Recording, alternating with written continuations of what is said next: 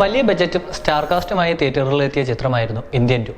1996 പുറത്തിറങ്ങിയ industrial hit ചിത്രം ഇന്ത്യൻ്റെ തുടർഭാഗമാണ് ഇന്ത്യൻ 2. എന്നാൽ ആദ്യ ഷോ കഴിഞ്ഞതു മുതൽ നെഗറ്റീവ് അഭിപ്രായങ്ങളാണ് സിനിമയ്ക്ക് ലഭിച്ചത്. ശങ്കർ, കമലഹാസൻ എന്നിവരുടെ ഏറ്റവും മോശം സിനിമകളുടെ പട്ടികയിലാണ് പലരും ഇന്ത്യൻ 2 ഉൾപ്പെടുത്തിയത്. സ്ക്രിപ്റ്റ് ഉൾപ്പെടെ പല മേഖലയും അമ്പേ പരാജയമായിരുന്നു. അതിൽ എല്ലാവരും എടുത്തു പറയുന്ന ഡിപ്പാർട്ട്മെന്റാണ് ചിത്രത്തിന്റെ സംഗീതം. ആദ്യ ഭാഗത്തിൽ AR റഹ്മാൻ ചെയ്തു വെച്ച സംഗീതത്തിന്റെ 7 അയലത്ത് അനിരുദ്ധിന്റെ സംഗീതത്തിന് എത്താനായിട്ടില്ലെന്നാണ് പലരും അഭിപ്രായപ്പെടുന്നത്. കഴിഞ്ഞ കുറച്ച് വർഷങ്ങളായി അനിരുദ്ധ് ചെയ്ത പാട്ടുകളെല്ലാം ചാർട്ട് ബസ്റ്റേഴ്സായി മാറിയിരുന്നു. ഇതോടെ പലരും അനിരുദ്ധിനെ AR റഹ്മാന് മുകളിൽ പ്രതിഷ്ഠിച്ചു വെച്ചിരുന്നു.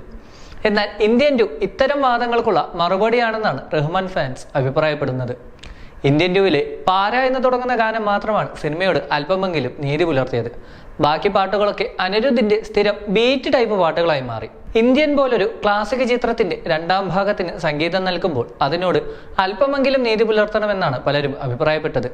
ഇന്ത്യനിലെ പച്ചൈക്കിളികൾ എന്ന പാട്ടിന്റെ ലെവലിൽ എത്താൻ പോലും ഇന്ത്യൻ 2 ഒരു പാട്ടിനും സാധിച്ചിട്ടില്ല.